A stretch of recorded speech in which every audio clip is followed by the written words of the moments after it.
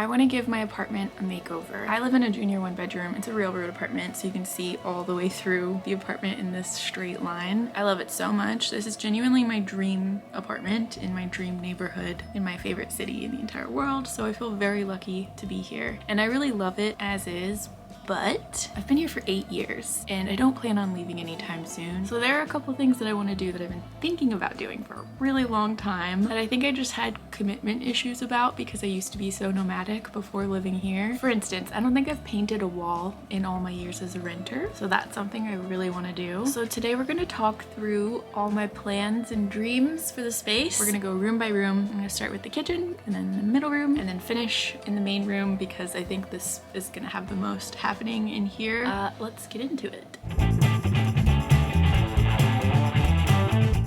Okay, first of all is the kitchen. I love the black cabinets. I love my retro dining set that I have in there that I got a couple years ago from the most precious old man. The only thing that I don't love about my kitchen is the gigantic white tile floor. It's fine, it's not bad. It does look a little outdated to me. The one thing that is pretty frustrating on a regular basis is that if the tiniest speck of hair or dirt or food or something falls, it's just so glaringly obvious because it's such a stark contrast. I don't know if you can tell, but I have a lot of very long, very dark hair, and I have 2 gray cats with a lot of very fluffy, very dark hair. So between the 3 of us, it is genuinely impossible to keep the floor looking spotless. And I wouldn't call myself an OCD person. I don't think I'm OCD in most areas of my life, but for some reason when it comes to this white floor, after I've cleaned it, if I get one hair on it and it's just like staring me in the face, I become kind of obsessive. And then at some point I just have to give up because it's impossible to keep it looking perfect.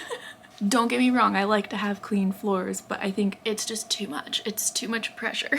It's too much pressure to keep this white floor perfectly white. And it's also kind of boring. That's why I recently got this long runner rug just to add some color and warm up the space. And then recently I got very obsessed with checkered tiles. I think it's something that's just very popular in New York. It's also just a very classic. I feel like it's something that I just never get tired of seeing. And so over a year ago, I bought sticky tile decals on Amazon. I try not to purchase things from Amazon anymore. These are genuinely over a year old. So I got black and white marble-ish. I finally pulled out all of these tile decals, tried placing them in the kitchen to see how I would like it. When I first put them down, I'm not gonna lie, I kind of hated it. It is a very loud pattern and it's a very big change because the floor is so big. So this confused me because I pinned so many images that align completely with what I have going on. Black kitchens with checkered tiles, red seats and checkered tiles. I love all of them. And so I couldn't figure out what it was that felt weird about it. And I think what it is that I made a pretty cold feeling room look even colder and sharper. The pops of color help to warm it up, but the textures kind of aren't there. A lot of these pictures that I pinned, even though they're black kitchens, they have wood cabinetry or wood countertops, which bring in warmth.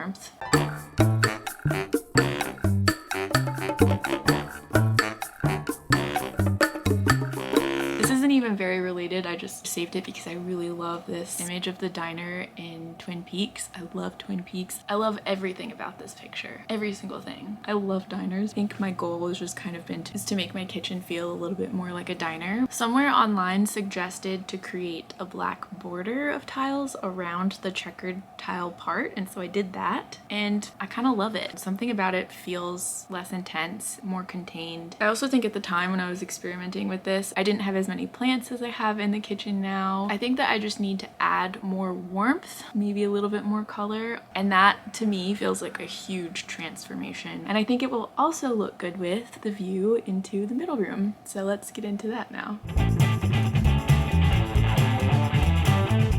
There's only 2 things that I'm considering for the middle room because it's such a small space. There's only so much I can do in there. The main thing, and I think the scariest thing that I want to do, is put wallpaper. At some point was hypomanic like a year ago and I bought a bunch of wallpaper for this room, but I never put it up because I just don't know what I'm doing. Wallpaper is more intimidating to me than any home project, I would say. But let me tell you why I thought of wallpaper. Yeah, if you can't tell, I'm obsessed with the 70s retro aesthetic. One piece of that I really love, wood paneling. I love wood in general. I try and have as many wood pieces in my apartment as possible. I think it brings so much warmth and coziness into a room. I found a bunch of images with either red or orange couches and wood paneling, and it just looks so good together. It's so good. It's so beautiful to me. For some reason, that's probably the most satisfying combination. So yeah, I have the red couch. All I would need to complete that look is wood paneling. I cannot afford wood paneling. I was able to find wallpaper I was worried would look really bad, but it was cheap enough that I was like, okay, if it sucks, I can just not do it. But I'm not gonna lie, I think it's not bad for what it is. Let's see if we can get this on camera without a glare. Do you see what I mean? That is surprisingly good. It's such a rich color. I'm highly considering doing it. Look at that. Oh. My biggest fear with putting this down is I don't know what to do about the window. The window has a pretty thick white wooden frame all the way around it. What do I do about that? Some advice that I found online said to just leave the window frame white, but I feel like that might look pretty weird. Should I wallpaper that part? I don't know. That might be really weird. Do I need to get curtains? That might be the answer. I don't know. It would have been so much easier if I had moved the red couch to the other side without the window, because then I could just easily wallpaper that whole wall. But it's more important to me to have the function of the room, which is I can use my projector and keep that as a very cozy movie room. Opposite wall will remain white for projector purposes, but I would love to have this wooden wallpaper on the other side. Is that a bad idea? I don't know. This is part of the reason why I haven't done it in over a year. But I feel like life is short and we're all gonna die, and I'm thinking way too hard about wallpaper, you know? The only other thing that I'm considering doing in the middle room is adding a little fun detail to the French doors. This occurred to me as an option very recently. In this picture are these beautiful color blocks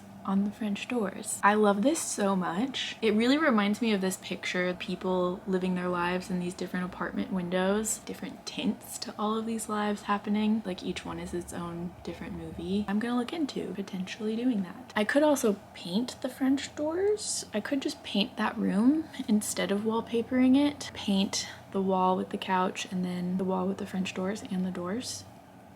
I don't know. I don't know. Now let's get into my main room, the big daddy of the apartment. So like I said, I'm in a junior one bedroom, which junior one bedroom means not quite a one bedroom, but a little bit bigger than a studio because I have this weird extra tiny room in the middle. But that tiny room is too small to have a real living room or a bedroom. So both my real living room and my bedroom are in the same room, like a studio. A lot of people suggested that I turn my couch to face the windows so that the back of the couch would be facing the rest of the apartment. And I do understand the logic there because I have seen that in a lot of studio apartments. But my couch is about 2 feet longer than my bed and so it would stick out 2 feet more than my bed does. It would be virtually impossible to walk around it in order to get to the living area. I don't want that. The pros and cons of having this couch are that it's incredibly beautiful to me. I've had it for a very long time. It's also the most comfortable couch I've ever experienced, and it is long enough that I'm able to have friends visit and sleep on it very comfortably. I really love it this way. I love that I can see it when I walk into the room because it's so beautiful to me. And also if it's turned facing the windows, then that means that I'm facing the windows. You can very easily see my neighbors. The people who live across the street are extremely visible, and I would find it very awkward if my couch was just like sitting and facing them. And I wouldn't want to be on display either. So I'm not gonna do that. I'm gonna leave the couch this way. This is the way that I like it the most. And I'm just gonna have to work everything else around that. So the one other thing that I got a lot of comments about is my bed. I had a lot of people suggesting either a Murphy bed or a sleeper sofa. I really don't want either of those. I had a sleeper sofa in my last apartment in Brooklyn. From my experience, we just left the sofa out as a bed 24/7, which ended up taking up even more space than a regular bed. And I guess theoretically it's nice that you could fold it up when guests come over and make it a couch, but like I said, I really don't like the idea of people sitting on the place where I sleep, so I extra hate the idea of people sitting on a couch that is my bed. Also, I did get bed bugs in that apartment, and I'm not saying that those things are related, but I think that has to do with my paranoia things surrounding my bed. So I'm not getting a sleeper sofa for a bed, and I definitely don't want a Murphy bed. My cats love my bed. They love sleeping on my bed. It's their favorite place to sit throughout the day. Winnie is on it right now. Also, Greta's favorite place recently has been underneath the bed. I would never take that away from them. One thing I won't have to change in my apartment for a very long time is my mattress, because I just got a new mattress for the first time in 8 years. I got a Lisa mattress. Thank you so much to Lisa for sponsoring this video and for being my first ever sponsorship on my channel. I just want to say quickly, I've turned down a lot of sponsorship opportunities over the last 2 years because I always told myself I would only share a product if it was something that I truly loved from brands that are doing ethical and sustainable things. Lisa focuses on responsible manufacturing, sustainability, long-lasting quality, and giving back to underserved communities. Lisa mattresses are designed, assembled, and shipped from their factory in Arizona. They use certified organic cotton, certified organic latex, recycled steel for the springs, and source 80% of materials domestically, which reduces the carbon footprint dramatically. And every Lisa purchase helps give back to those in need. Lisa has donated over 43,000 mattresses through their social impact programs, thousands of which have gone to the Bowery Mission, an overnight shelter in Manhattan, which I've volunteered at and love, which just makes me love Lisa even more. So I got the queen-sized Lisa in West Elm Reserve Hybrid. I'm not exaggerating when I say this is the most comfortable mattress I've ever slept on. I've never had a hybrid mattress before, but it's definitely a game changer. A hybrid mattress combines layers of springs with layers of foam, which creates a balance of firm support and cradling comfort while also allowing air to circulate and reduce heat retention. My old mattress was extremely firm, which I thought was better for me as a twisted stomach sleeper. Since I was a kid, I would sleep on my stomach with my head turned and my knee up near my chest. Very crooked, very not good for my spine. So over the last couple years, I've been trying very hard to train myself to sleep on my back, or the very least on my side, which is better for my alignment and my face. But every time I tried, I would wake up in the morning with either my lower back or my knees or my shoulder hurting. In the last week that I've had the Reserve Hybrid, I've been able to sleep on my back throughout the entire night and wake up with zero pain. I'm so happy I could cry.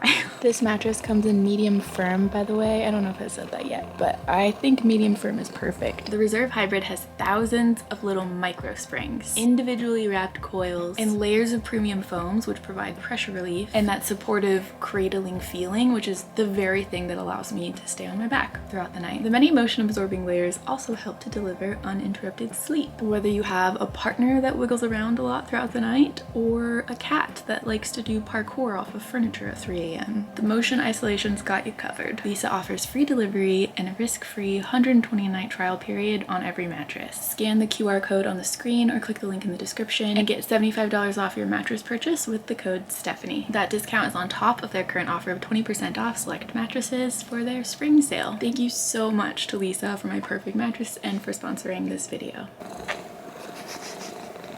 I have found myself so many times throughout the last week just like pausing for a second and then running over to lay on my bed. So yeah, this bed is staying forever, and at the moment I'm totally okay with it the way that it is. There is an alternative that I've seen in the comments that I have previously said no to in my brain. A lot of people suggested that I turn the bed this way against the wall so that the head of the bed is at the door. I definitely don't want my head right up against a door, period. In terms of feng shui, that it's just gotta be the worst thing you could do. I care a lot about feng shui. I can really feel the difference of the way energy flows through here, especially because it's a railroad apartment. The feng shui guy on TikTok always says to put your bed in the command position, and the way my bed is now and the way it was before, they were both the command position, which is basically to have your bed perpendicular to the entrance so that you can see the entrance and nobody can come in and sneak up on you. Like, having my head right up against the door would just be awful regardless of feng shui because it really does carry a lot of sound. I think I might have under exaggerated how much sound comes through this door, but not only can I hear my next door neighbor coming and going as if he's in the same room, I can also hear a downstairs neighbor screaming at his video games at 3 in the morning, another downstairs neighbor blaring CNN.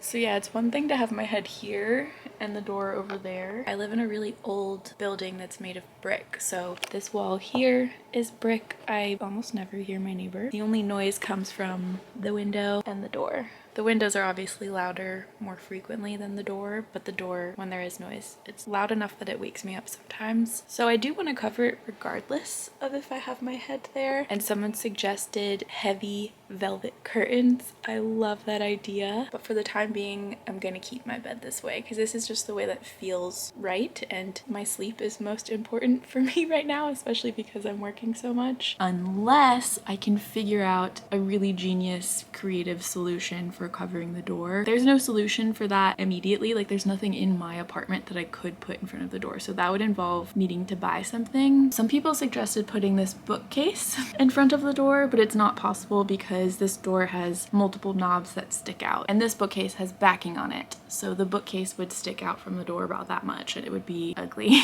and weird. So what I could potentially do is find an open back bookcase that perfectly lines up above the knobs and sits flush against the door. So I am open to the idea of turning the bed this way to be against the wall. It would still stick out beyond this wall, like it would probably stick out to like almost the end of the dresser. It's a queen size bed, doesn't fit perfectly on that wall, and then the end of the bed would be quite close to the couch. It would be very tempting for someone to sit on it as if it were an extra chair in the living space. Or I really like the idea of creating a canopy for my bed. I have wanted a canopy bed my entire life. One of my favorite movies growing up was Little Princess. That scene at the end of Little Princess where the man comes in and redoes their very scary attic room and makes it all beautiful. The whole room feels like a canopy room, you know? That was so magical. Ever since then, I have wanted something like that. This could be my opportunity. A few months ago, I pinned a bunch of pictures of canopy type stuff, and then someone in the comments said that would be the perfect way to express to people that you don't want them on your bed, is if you have the canopy covering the bed.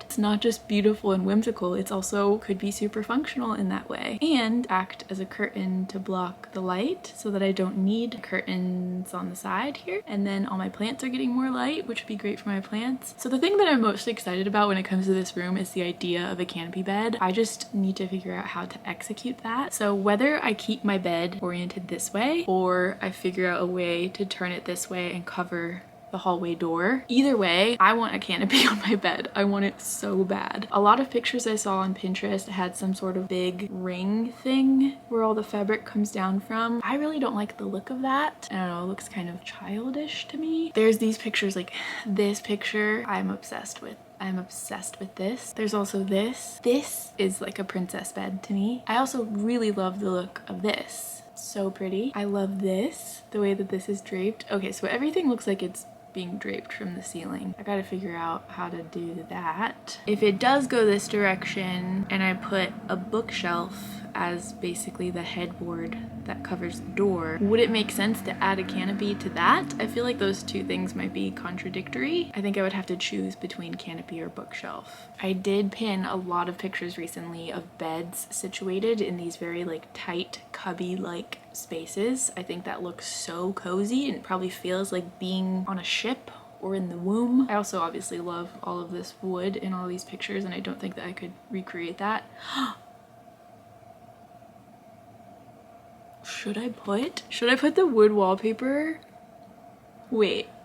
Should I put the wood wallpaper against this wall and make it this like wooden bed nook and then add bookshelves and have a bunch of books everywhere? Is it crazy to have all of these elements together? The wood, the books, and the canopy, because I'm excited about all of it. I am a little afraid of feeling like books are gonna fall on my face while I'm sleeping. I do think it's also bad feng shui to have heavy objects above your head, and I have cats. Greta climbs all over this bookshelf all the time. She's constantly climbing into the shelves and knocking books over, and I could just totally imagine that happening on my face at like 3 a.m. And that could hurt if it comes from up high. I guess I need to ponder if there are other options for covering the door and muffling the sound. It has to be something very thick and insulating, because I'm telling you, a lot of sound comes through this door. I am still open to the books, even with the idea of books falling on my face in the middle of the night. I'm still open to that. One of my favorite places in the entire world is Shakespeare and Company in Paris, the bookstore where tumbleweeds can sleep. Tumbleweeds are the name of traveling writers who they invite to come sleep in the bookstore for free, and so there are all these little beds throughout the bookstore. You're just